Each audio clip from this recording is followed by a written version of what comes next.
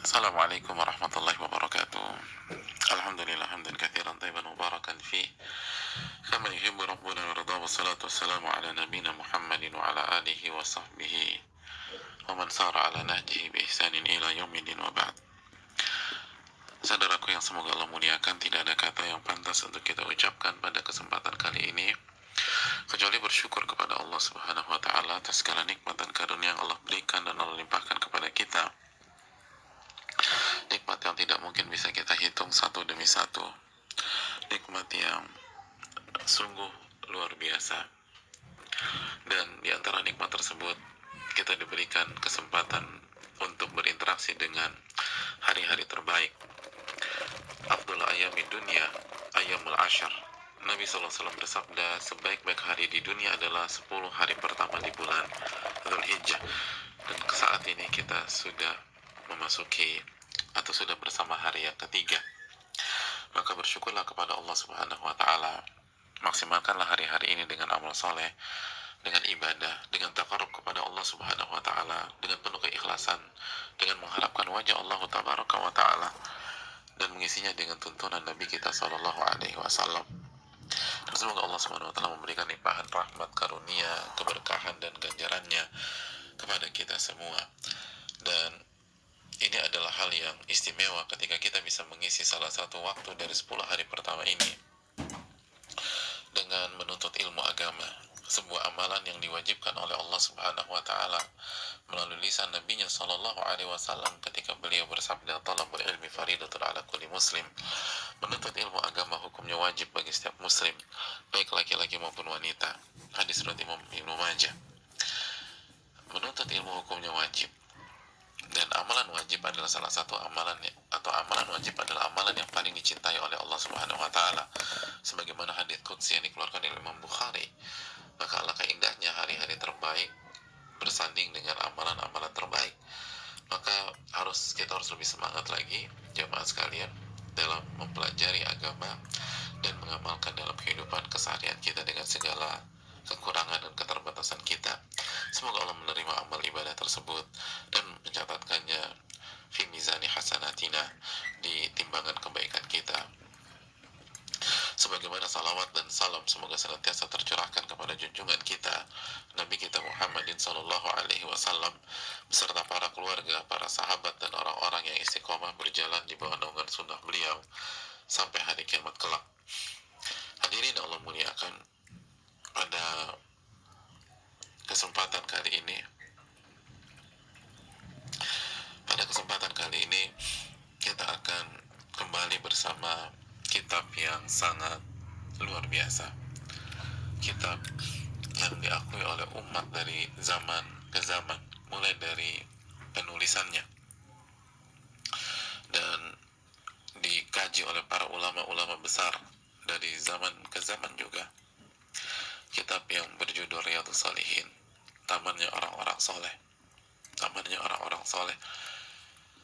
karya Al-Imam Yahya bin Sharaf bin Murri bin Hasan bin Husain bin Muhammad, atau biasa dikenal dengan nama Al-Imam An-Nawawi rahimahullahu ta'ala.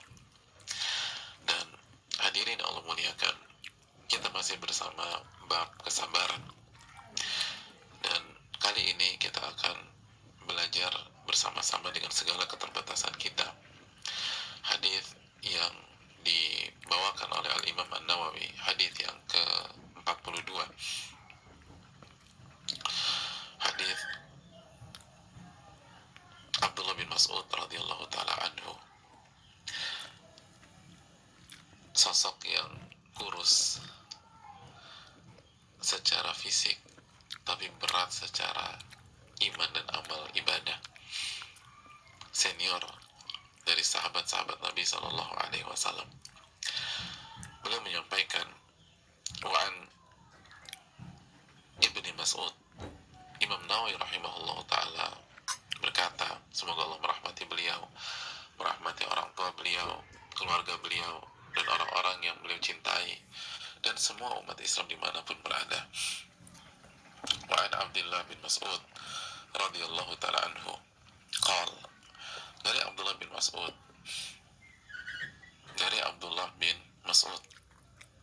beliau berkata,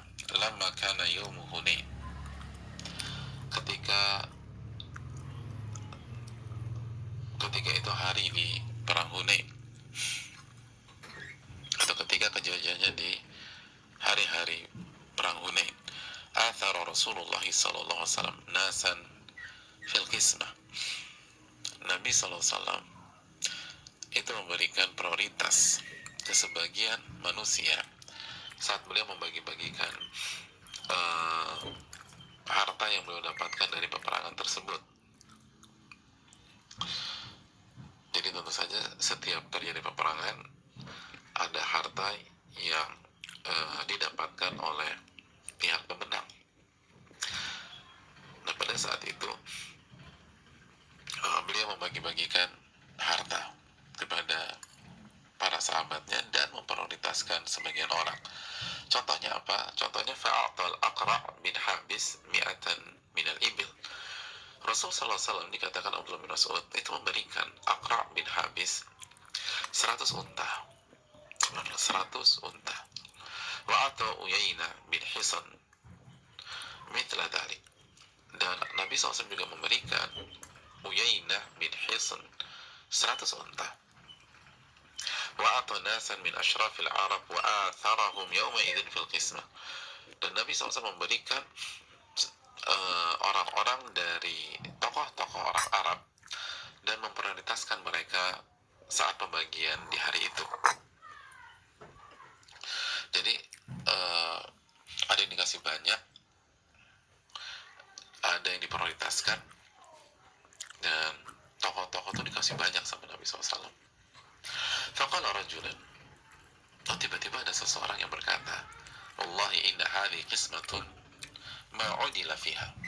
Demi Allah, pembagian ini tidak adil. Allahu Akbar. Pembagian ini tidak adil. Dan siapa membagikan? Rasulullah SAW. Lalu tiba-tiba orang ini mengatakan pembagian ini tidak adil. Jadi Nabi divonis gak adil, dikomentari gak adil sama dia orang. Wa ma urida fiha wajhullah. Allahu Akbar. Bukan hanya divonis gak adil, Nabi SAW divonis, dijust, tidak ikhlas. Pembagian ini tidak mengharapkan wajah Allah. Hadirin, pembagian ini siapa yang bagi? Rasulullah SAW. Dikatakan ini pembagian gak ikhlas, ini pembagian gak adil. Faqultu wallahi la ukhbiranna Rasulullah SAW. Maka Abdullah bin Mas'ud mengatakan, demi Allah aku akan kasih tahu Rasul SAW. Demi Allah aku akan kabari beliau. Fa'ataituhu. Maka Abdullah bin Mas'ud mengatakan, aku datang kepada beliau Rasulullah SAW. Fa'akhbartuhu bima qala. Lalu aku sampaikan apa ucapan orang tersebut. Ucapan dia saya sampaikan. Fataghayyara wajhuhu hatta kana kasirf. Maka wajah beliau berubah memerah seperti air, seperti celupan, seperti sesuatu yang dicelup dengan warna merah. Jadi wajah beliau memerah. Thumma qala, lalu Nabi SAW bersabda, faman ya'dilu idza lam ya'dilillahu wa rasuluhu. Siapa yang bisa adil jika Allah dan Rasulnya tidak adil? Siapa yang bisa adil kalau Allah dan Rasulnya nggak adil? Dia berarti merasa lebih adil dari Nabi SAW. Siapa yang adil kalau Allah dan Rasulnya nggak adil? Dan Nabi SAW bersabda, yarhamullahu Musa. Semoga Allah merahmati Nabi Musa. Faqad udhiya bi akthara min hadha fasabar.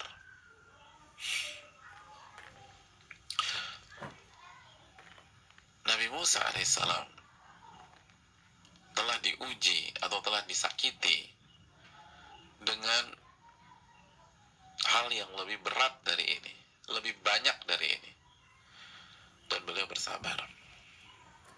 Beliau bersabar. Hadirin Allah muliakan, dan beliau bersabar.